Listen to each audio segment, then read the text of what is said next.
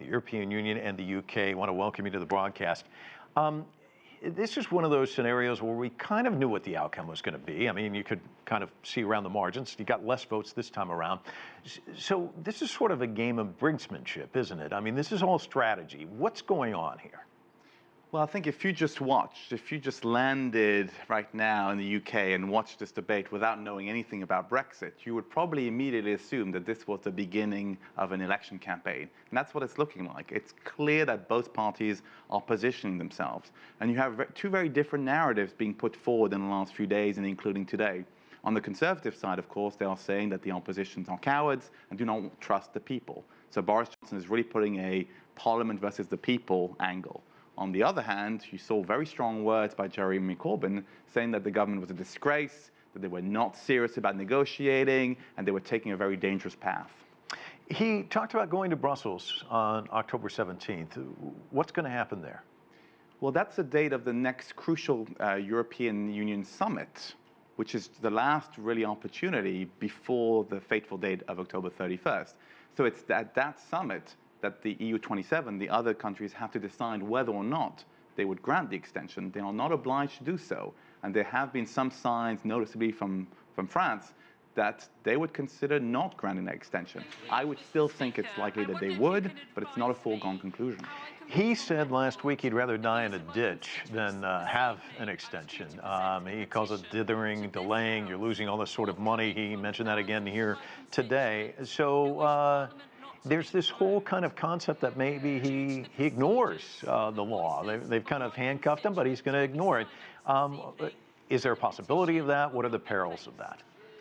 Well, I think you've got to put it back in the perspective that Boris Johnson, in order to even become the Prime Minister during the leadership campaign, really took the hard line. The hard line that I'm going to deliver Brexit. He really made his case that way. So now he's sort of stuck. If he doesn't deliver, I think that could really be a significant blow to his prospects of being a long-serving Prime Minister. So I think he's been trying to bait the opposition into organizing an election, because he still has the same arithmetic problem than his predecessor, which is he has no meaningful majority. So I think his options are not really palatable. I mean, he could go ahead and try and negotiate a deal, but he has 8 weeks to do what his predecessor failed to do in over 2 years. He could capitulate and accept an extension, but again, that would be political suicide. He could try to circumvent the law, but then he could face the prospects of jail, which would be sort of an incredible situation, to put it mildly. So, or he could try to maybe resign when Parliament returns in mid-October and try to force an election, but that is also a gamble. You were talking about the memes about 2128. Tell us about that, because a lot of people are making fun of this whole thing, aren't they?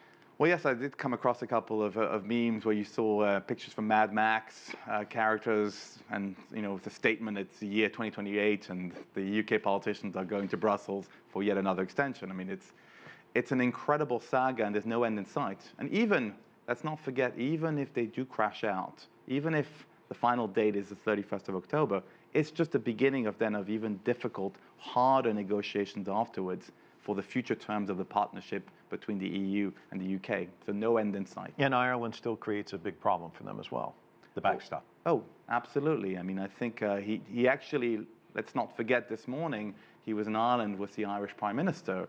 And you could see that it was not an easy meeting. I mean, the Irish Prime Minister was courteous, but made it very clear that he needs legally binding arrangements, not vague promises to replace the backstop.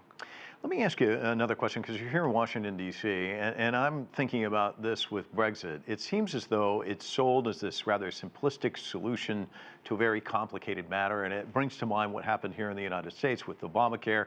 We'll just repeal and replace it, and then the Republicans win. There's no repeal and replace. It's a lot more complicated than that. This Brexit was sold as something really simple, and now they're looking at a no-deal Brexit, and a lot of people in the UK are going, what's going on here?